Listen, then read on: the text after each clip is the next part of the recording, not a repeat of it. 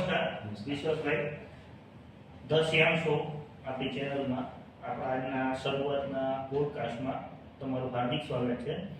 આપણે શરૂઆત કરીશું તમારા રસના વિષયથી કે જે તમારો રસનો વિષય છે જે અમને ખૂબ ઉપયોગી આવ્યો છે કે જે ટ્રાવેલિંગ, અને એમાં તમારી જે એક્સપર્ટાઇઝ છે ને એ ઓછા ખર્ચામાં વધારે ટ્રાવેલ કેવી રીતે કરવું ને એ જરાક અમારી માહિતી જોઈતી, જેથી કરીને અમે અમારા પોતાના ઉપયોગમાં લઈ શકીએ, એક સ્કિલ ડેવલપ કરી શકીએ અને ઓછા ખર્ચામાં વધારે પ્રદેશો ફરવા એ અત્યારે આપણી એક જરૂરિયાતની વસ્તુ છે.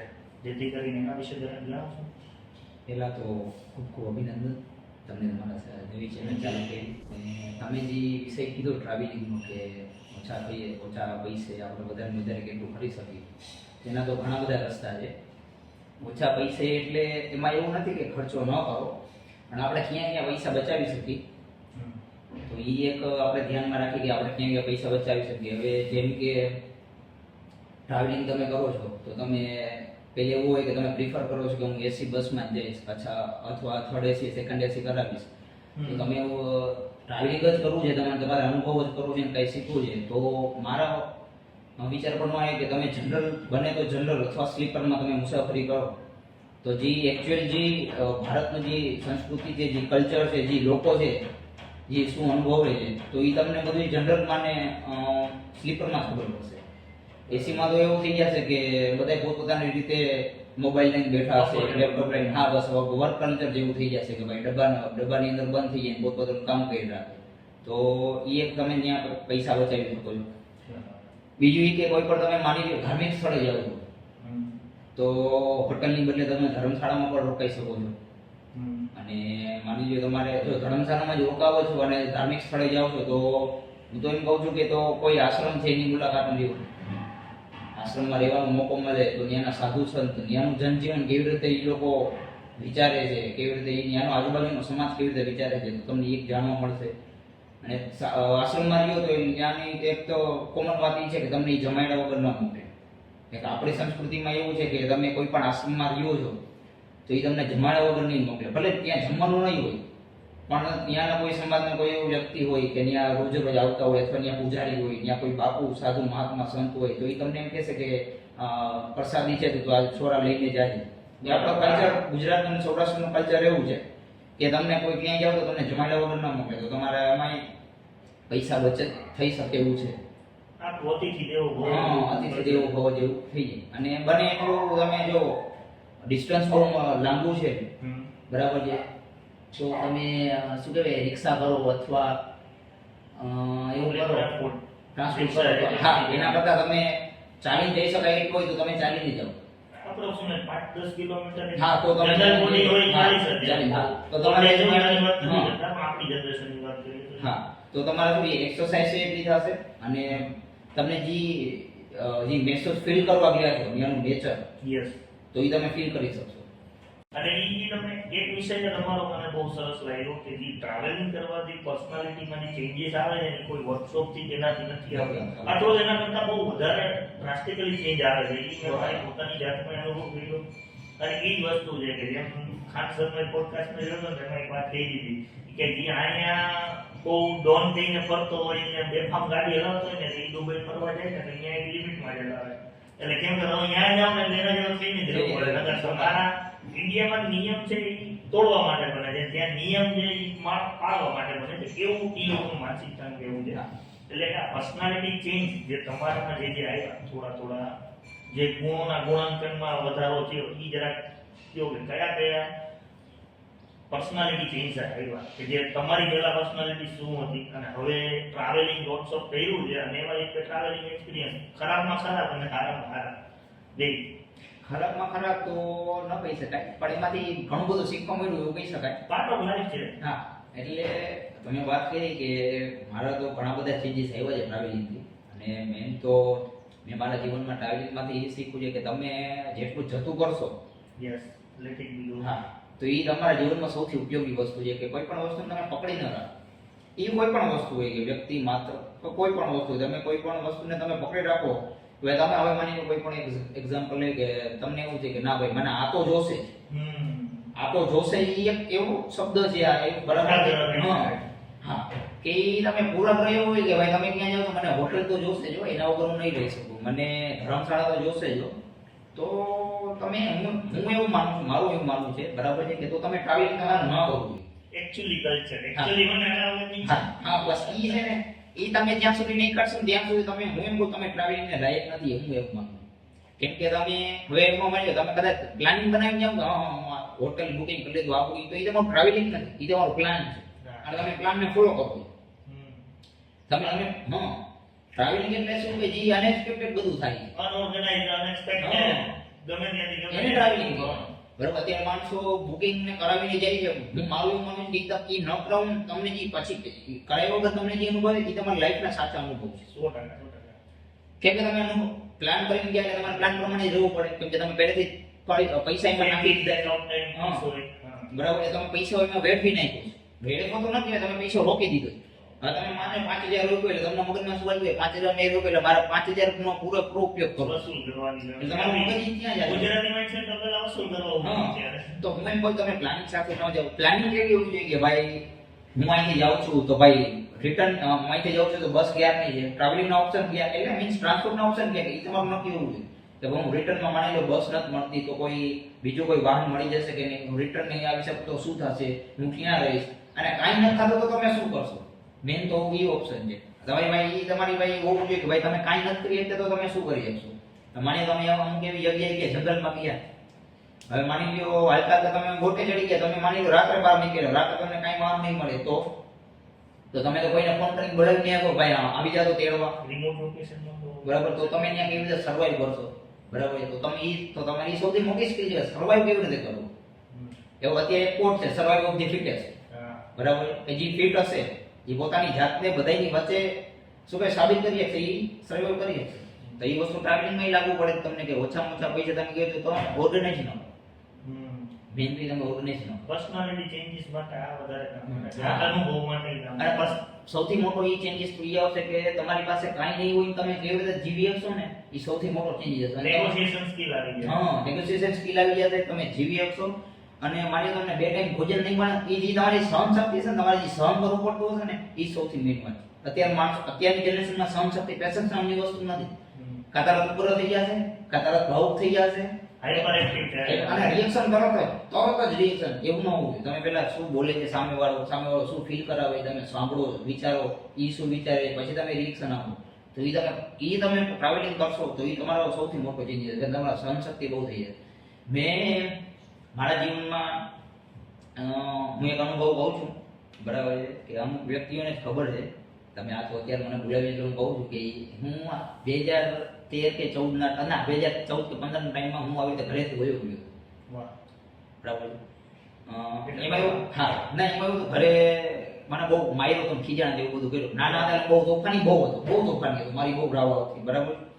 તો હું આવી તો મને ખીજાણા, મને માર્યો, ઘરે ખીજાણા, બરાબર છે, એટલે હું મગજમાં મને શું થઈ ગયું, હું નીકળી ગયો ઘરેથી, બરાબર. ત્યારે એક મારો ભાઈબંધ કડિયાવરમાં રહેતો, બરાબર છે, તો ત્યારે મારી પાસે કાંઈ પૈસા નતા, બરાબર. તો મેં એને કીધું, એટલે ખબર નહીં ત્યારે શું મેં એને કીધું મારે બિલ ભરવું છે, લાઇટ બિલ ભરવું છે, 100 રૂપિયા ઘટે. એટલે મેં એની પાસે 100 રૂપિયા લીધા. તમે વિચાર કરજો, મેં 100 રૂપિયા લઈને ગયો, મને ખબર નથી ટિકિટ શું જામ છે. એક મને ખબર સ્થળ ખબર હતી જુનાગઢ, બરાબર. કેમ કે મને ત્યારે એ સમય મને ખબર પડી ગઈ હતી કે ભાઈ કોઈ ક્યાંય નહીં હતું, જુનાગઢ હતું. એટલે મીન્સ ત્યાં સાધુ સંત એટલે છે કે આશરો છે મોટો, બરાબર. તો હું બપોરના ટાઈમમાં નીકળી ગયો, બરાબર છે, કે અને મેં મારા ભાઈબંધ પાસેથી પૈસા લીધા, અને એ બહુ સારા વ્યક્તિ કે એને પૈસા એને ખાલી એક રૂપિયો શેના માટે મેં બિલ ભર્યું, એને 100 રૂપિયા દઈ દીધા, બરાબર. 10 વર્ષ પહેલાની વાત કરું. તો હું અહીંથી બસ સ્ટેન્ડે ગયો, જુનાગઢની બસમાં બેસી ગયો, આજથી 3:30 ની બસ હશે, બેસી ગયો. બસમાં કોઈ નતું, સુતા બસમાં ગયો, બરાબર. હવે માની લો બસની ટિકિટ હશે 25-30 રૂપિયા, મને બહુ યાદ નથી, બરાબર. એટલે 30 રૂપિયા તો 100 રૂપિયામાંથી ત્યાં વ્યાજ છે, બરાબર છે. અને તમે માનશો ને 100 રૂપિયામાં મેં 3 દિવસ કાઢ્યા છે. 100 રૂપિયામાં હું ઘરે પાછો આવી ગયો. જો કે એની પર તો ઘણું બધું થઈ ગયું, હું ભયો ગયો તો એટલે મને પાછળથી ગોતવા માટે ઘરના બહુ હેરાન થયા. હું માફી માંગુ છું તમારા માધ્યમથી, મારા ઘરના પર માફી માંગુ છું, મારાથી કરવાની જરૂર નથી. પણ એક નાના ત્યારે બાળક તરીકે મારામાં એટલી બુદ્ધિ નથી કે મારે પગલું ન ભરવું જોઈએ. પણ એ પગલું ભર્યા પછી મને જે અનુભવ છે ને એ તમને શેર કરું. એ હું ત્યાં પહોંચી ગયો, હું અરાઉન્ડ કોઈ 6 6-7 વાગે પહોંચ્યો છે. મને કાંઈ ખબર નથી જુનાગઢમાં ક્યાં, મને એક જ ખબર હતી ગિરનાર, ગીરના. બરાબર. અને મેં તો ખબર ભવનાથની તળેટી કે ભવનાથ મહાદેવનું મંદિર ખબર હતી, બરાબર છે. તો મેં અહીંયા પૂછ્યું તો રિક્ષાવાળા 10 રૂપિયા કીધા, તો મેં કીધું આમાંથી 70 રૂપિયામાંથી 10 રૂપિયા કાઢીશ તો 60 રૂપિયા જ રહેશે, તો રિટર્ન કેમ થાય છે? બરાબર. તો શું કર્યું કે હાલીને ગયો. ચાલે. હા, હું કેમ મજેવડી ગેટે ઉતરી ગયો. હવે ત્યાંથી અત્યારે તમે જુઓ તો ત્યાંથી ભવનાથ તળેટી બહુ આગી થાય, 3-4 કિલોમીટર ના વધારે થતી હશે. 10 કિલોમીટર હા. જેવું અંદાજિત. હા, તો ત્યાંથી હાલીને ગયો ભવનાથ તળેટી, હમ. બરાબર છે. પછી ખબર નહીં મને બેઠો હતો અને મારા મગજમાં એક વસ્તુ ફિક્સ હતી કે મારે ગુરુ દત્તાત્રેયનો મેં ઘણા પાસે સાંભળ્યું હતું કે ભાઈ ગુરુ દત્તાત્રેય એટલે સૌથી ટોચ, અને આપણે ઓલો ઘંટો વગાડવો જોઈએ ત્યાં. હા, જે ડંકો વગાડવો જોઈએ આપણે એ સાંભળ્યું હતું. એટલે મને પહેલા મગજમાં મારે ગુરુ દત્તાત્રેય ગમે એમ કરીને ચડવું જ છે. તો એ દિવસે રાત્રે કાંઈ ખાધું પીધું નહોતું, બરાબર છે. અને ત્યારે મગજમાં એવું હતું ને કે ભાઈ આપણે બધું ભગવાનનું પપ્પા આપણે ત્યારે મગજમાં એવું હાલ્યું કે ભાઈ જી કરશે એ કરવાનું, ઠાકર કરશે એ ઠીક, બરાબર. એટલે ત્યાં છે ને હજી તમે જાઓ તો ત્યાં ચોકમાં છે ને ઓલું ગુરુ દત્તાત્રેયનું મોટું ઓલું બાંધ્યું છે મંદિર જેવું, ત્યાં નીચે જ છે. આખી આમ શું કહે ઝોપડી જેવું બાંધ્યું છે. તો ત્યાં હું ગુરુ દત્તાત્રેય મૂર્તિ ત્યાં એક પાછળ હું સુઈ ગયો. ત્યાં મને કાંઈ ખબર નથી ત્યાં જવું હોય તો ત્યાં ખબર નહીં કોણ સાધુ હશે મને ખબર નહીં. તો સાધુ આવ્યા એ ત્યાં વિહામો ગયો તો મને પૂછ્યું ક્યાંથી આવ્યો, હું જામનગરથી આવ્યો એટલે આવી ગયો છું, બરાબર છે. મેં કીધું નહીં હું ભાગી નહીં આવ્યો, ઘરેથી નીકળી ગયો એવું મેં કીધું નહીં કે બસ મારે ગિરનાર ચડવો છે, બરાબર. તો મેં કીધું મને ખબર નથી ક્યાં રીતે કરી હતી કે હાલ હું મૂંઝાઈ ગયો, હાલ હું ભેગો આવું, બરાબર. મેં એના ભેગો ગિરનાર ચડવાનું ચાલુ કર્યું. સવારે 4 વાગે ચડવાનું ચાલુ કર્યું, બરાબર. ચડતો રહ્યો, બરાબર છે. વચ્ચે જગ્યાએ અડધી કલાક આરામ કર્યો હતો.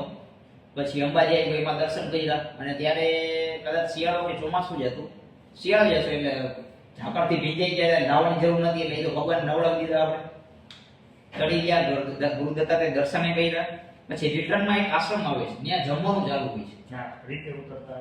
રિટર્નમાં હવે મને નામ ભૂલાઈ ગયું, અત્યારે મને બહુ નામ યાદ નથી, બરાબર. ત્યાં શીરો પ્રખ્યાત છે એમ કે એ લોકો કાંઈ ન હોય તો જમવામાં શીરો તો હોય. ત્યાં હું રિટર્નમાં હું ત્યાં જઈમાં ફૂલ પેટ જઈ ફૂલ. પછી 70 રૂપિયા મારી પાસે બચેલા જ હતા. નીચે ઉતર્યો, આજુબાજુમાં બધું જોયું, સાધુ સંતો બધે. ભાઈ આપણે ઓલા ક્યાં બાપુ છે આપણે ત્યારે તો એ બાપુ જીવતા, આપણે ના શેરનાથ બાપુ નહીં, આપણે હમણાં જેનું દેહાંત હમણાં 3-4 વર્ષ પહેલા જેનું દેહાંત થઈ ગયું છે આપણે કાશ્મીરી બાપુ, ત્યારે તો એ જીવતા. અને મને કે હાલ તને ન્યા લઈ ગયો. હું ન્યા ગયો કાશ્મીરી બાપુના દર્શન, બાપુના સાક્ષાત હાજરાજુ મેં દર્શન કર્યા. પછી એક ન્યા માતાજી છે અત્યારે એ શિષ્ય છે કદાચ આના છે આપણે કાશ્મીરી, એના દર્શન કર્યા. પછી ન્યાય જમવાનું ચાલુ હતું, પણ ન્યાય એક ટાઈમનું ભોજન થઈ ગયું આપણને થઈ. પછી સાંજે એ લોકોનો અખાડો હતો ત્યાં. પછી હું ત્યાં બેઠો હતો, સાધુ સંતો વાતચીત કરતા ચર્ચા થતી, હું ત્યાં બેઠો જોતો હતો. હા, પછી મને કે હવે છોડા તારે શું કરવું છે?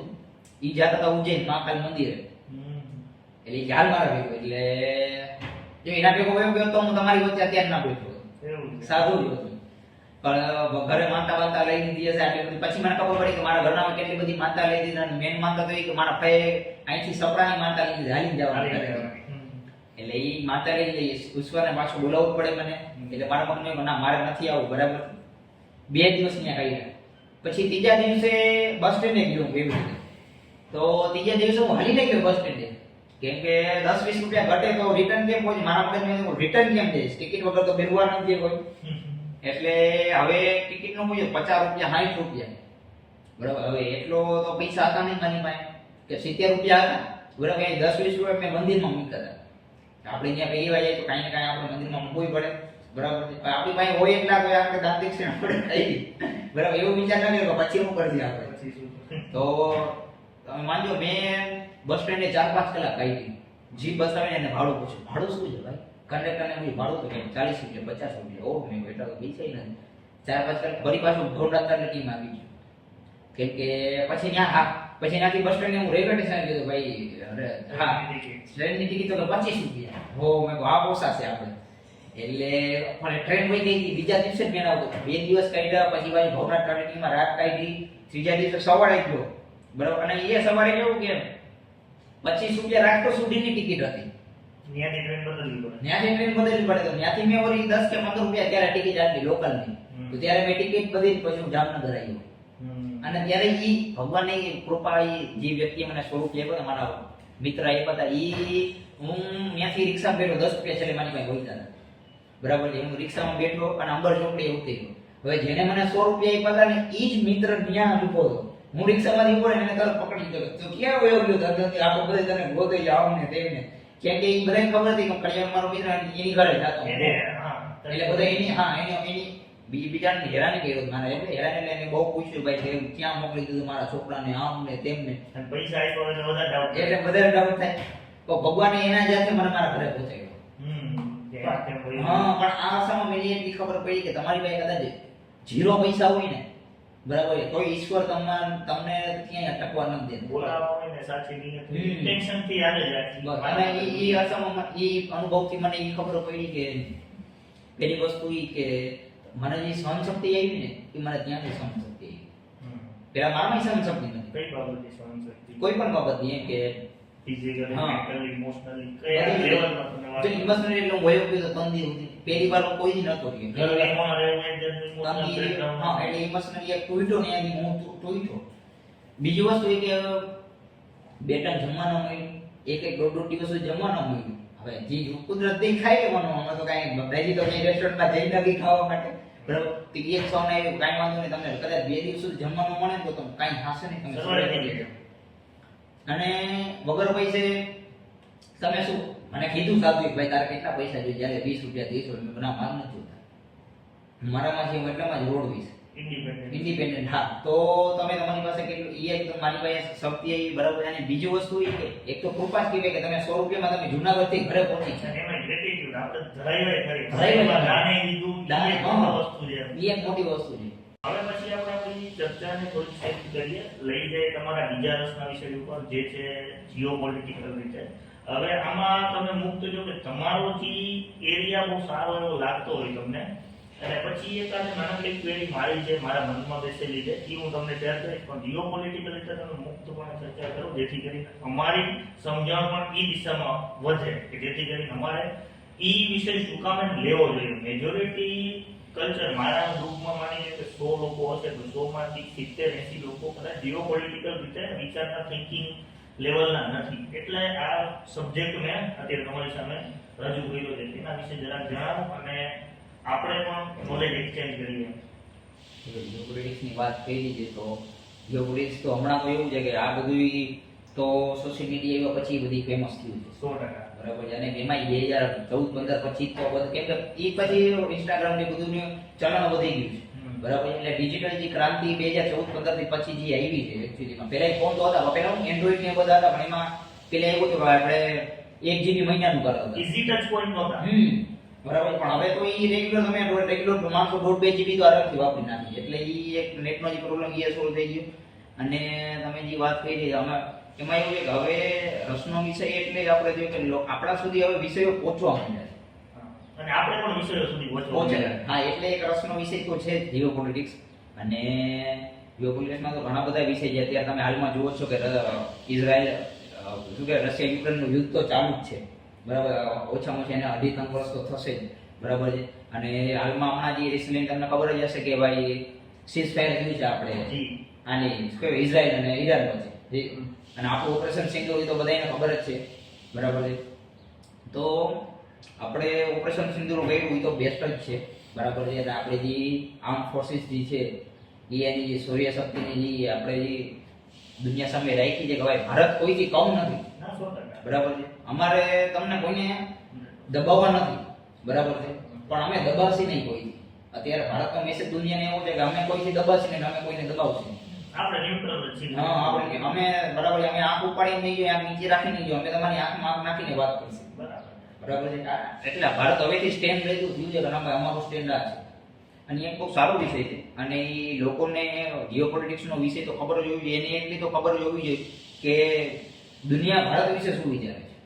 એને એ ખબર હોવી જોઈએ કે દુનિયા ભારત અને મારે કઈ રીતે ભવિષ્યમાં આવી રીતે માની લો તમે કોઈ ફોરેન કન્ટ્રીમાં જાઓ છો તો તમે ત્યાં જાશો તો તમે કોઈ એક જાતિ ધર્મ તરીકે નહીં જાઓ. તમે ઇન્ડિયન તરીકે. હા, તમારી આઈડેન્ટિટી ઇન્ડિયન જ છે. પાસપોર્ટ આપણો ઇન્ડિયન જ છે. એટલે તમને કોઈ પૂછે તમે ક્યાંથી આવ્યો એમ જ પૂછવાનું. તમે કેવા છો એમ નહીં. Where are you from?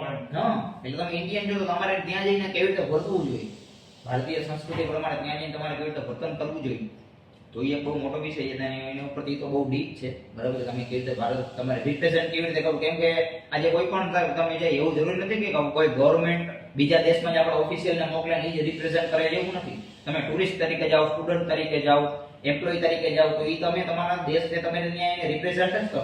તમે જેવી રીતે રહેશો એ આજુબાજુની એવી રીતે જોશે કે ભાઈ આ વ્યક્તિ આ દેશમાંથી આવ્યો છે, તો તમે 6 મહિના તમારી યારે એને ખબર પડી જાય કે આના દેશમાં આ જ હલતું હોય, આવી રીતે રીત એના સંસ્કાર આવે એ બધું એને ખબર પડી જાય એવું છે. એટલે રિપ્રેઝન્ટ તો આપણે કરીએ જ છીએ, બરાબર છે. અને બીજું જીઓપોલિટિક્સમાં તમારે શું જાણવું છે, તમે કયો તમારો મારો રસ એક છે? ક્વેરી અને રસનો વિષય એ છે કે જે અત્યારે સિસ કેનાલ છે વધારે પડતા ટ્રેડ્સ ત્યાંથી થાય છે વર્લ્ડ તો એનો જે અલ્ટરનેટિવ છે આપણો ઈ આ વોરમાં લાગુ પડી શકે કે કેમ એ વિચારનો વિષય છે કે અને સ્વિસ કેનાલ છે એનો કોઈ અલ્ટરનેટિવ બનાવવાનો અત્યારનો તો કોઈ એવો બધો હાઈ ફાઈ પ્લાનિંગ ચાલતો નથી. તો આ સ્વિસ કેનાલ જે ટ્રેડિંગ થાય છે બધું એનો કોઈ વધારે ડિટેલ હોય તો તમારી પાસે? સુએઝ કેનાલ તો એમાં એવું છે કે તમે કીધું કે અલ્ટરનેટિવ નથી, તો એમાં એવું છે કે અલ્ટરનેટિવ તો હોવું જ જોઈએ. 100%. કેમ કે તમે કોઈ પણ વસ્તુ ઉપર 100% ડિપેન્ડ થઈ જાવ ને એટલે તમને તકલીફ કરે છે, બરાબર છે. સુએઝ કેનાલ માનવ સર્જિત છે, કુદરતી નથી, કૃત્રિમ છે કોઈ, બરાબર છે. આર્ટિફિશિયલી લોકો બનાવી, બરાબર. અને ત્યાંથી એમાં એવું છે કે ત્યાંથી તમે યુરોપ જે કન્ટ્રી સોરી યુરોપ જે આખો ખંડ છે જે અનેક દેશોના સમૂહ છે, યુરોપિયન યુનિયન છે, તમે એની સાથે જોડાઈ શકો, બરાબર છે. રશિયા છે, આ બાજુ મિડલ ઈસ્ટ છે, આ બાજુ ઇન્ડિયા છે. તો ઈ એક કેનાલ એવી છે કે ઈ તમે સમજી લો કે ઈ દુનિયાના 80 થી 90% ટ્રેડ ને ઈ અત્યારે ઈ શું કહેવાય મેનેજ કરે છે. અને અત્યારે સુએઝ કેનાલ બંધ થાય તો ભારતને સૌથી વધારે તકલીફ પડે છે, કેમ કે આપણી પાસે અલ્ટરનેટિવ રૂટ નથી. માની લો તમારે કોઈ પણ ઇમ્પોર્ટ કરવી છે, એક્સપોર્ટ કરવી છે, કોઈ પણ માની લો અમેરિકા સાથે, યુએસ સાથે તમારે કોઈ પણ ઇમ્પોર્ટ એક્સપોર્ટ કરવું છે, તો સુએઝ કેનાલ બંધ થઈ ગઈ તો તમારે આફ્રિકા આખું જે આખો ખંડ છે કોન્ટિનેન્ટ એને આખું ફરી જ જવાનું, સમય વધારે જશે, ફ્યુલ વધી જશે તમારે અને કોસ્ટ વધી જશે. તો એ ભારત સુધી પહોંચશે, તમે કોઈ પણ વસ્તુ ઇમ્પોર્ટ કરી તો ભારત સુધી પહોંચશે તો એ તો બહુ 10 રૂપિયાની વસ્તુ તમારે 100 રૂપિયા થઈ ગઈ, બરાબર. તો એ એક અલ્ટરનેટિવ એનો હોવો જોઈએ. અને અલ્ટરનેટિવ તમે કીધું નથી એવું નથી, આપણે એક આઈએનએસ તમે સાંભળેલું જ હશે, ઇન્ડિયન મિડલ ઈસ્ટ કોરિડોર, બરાબર છે. તો એ અત્યારે અલ્ટરનેટિવ છે જ, બરાબર છે. કે આપણે કદાચ માની લો ભવિષ્યમાં સુએઝ કેનાલ બંધ થાય છે અથવા કોઈને કોઈ કોન્શિયસ કારણોને કારણે એ બંધ થવાના ચાન્સીસ ઊભા થાય છે, તો એનો અલ્ટરનેટિવ રૂટ શું, તો કે ભાઈ ભારતથી થઈને યુએઈ જાય, બરાબર છે. ત્યાંથી જઈને એ શું કહેવાય સાઉદી અરબ થઈને ત્યાંથી ટ્રેન વાયર રૂટથી ઇઝરાયલમાં જઈને ત્યાંથી હાઇફા પોર્ટથી પછી આગળ યુરોપ કન્ટ્રી રશિયા છે તમે ત્યાં સુધી એને રૂટને પહોંચાડી દો. અત્યારે એ છે અને એના પર કામે ચાલે છે, પણ હવે એમાં એવું છે એ વિઝનરી પ્રોજેક્ટ છે, બરાબર. ઓલરેડી 20 વર્ષ જૂનો પ્રોજેક્ટ છે, સાઈન થઈ ગયો છે, પણ હજી એના કંઈક કોમ્પ્લિકેશન્સના કારણે એક્ટિવ નથી થઈ ગયો. એટલે નોર્થ સાઉથ કોરિડોર ને એ બધું ચાલુ જ છે. ચાલુ છે, હા.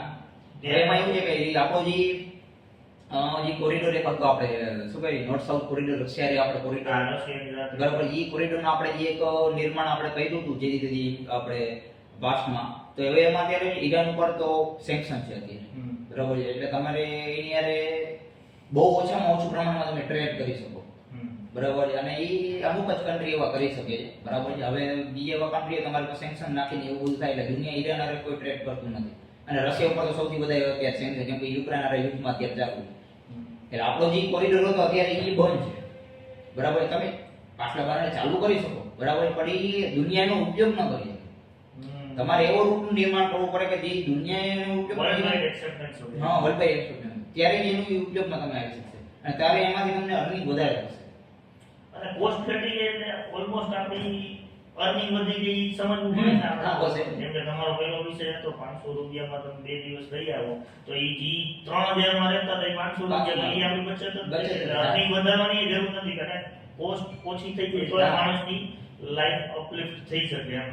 હા, બરાબર છે. એટલે આ બધી વસ્તુ છે અને આ એક ધ્યાનમાં દોરવા જેવી છે કે એનું ઓલ્ટરનેટ ડિપેન્ડન્સી એક બહુ ખરાબ વસ્તુ છે. કોઈ પણ વ્યક્તિ, વસ્તુ, પરિસ્થિતિ, કોઈ પણ વ્યક્તિ માત્ર ને કોઈ પણ એક વસ્તુ ઉપર 100% ડિપેન્ડન્ટ નહીં રહેવાનું. હા, કેમ કે એ સૌથી વધારે તકલીફ પડે તમને. એમાંથી તમને અથવા તમે ડિપેન્ડન્ટ છો તો તમને એનો રસ્તો ખબર હોય કે ભાઈ આ બંધ થઈ જશે તો મારી પાસે આ રસ્તો છે. Ultimate એક વસ્તુ એટલીસ્ટ એક અલ્ટરનેટ હોવું જોઈએ એમ. કે જેથી કરીને સેલ્ફ લાઈફ આપણે ચાલુ કરી શકીએ. હા, ડિસ્ટર્બ ન કરી શકે અથવા તો ભલે મોસ્ટલી થોડું મોંઘું પડે તો આપણું કામ ઊભું ન રહી જાય. ઊભું ન રહે. કોઈના ઉપર ચાલતું રહે. Depend Dependent.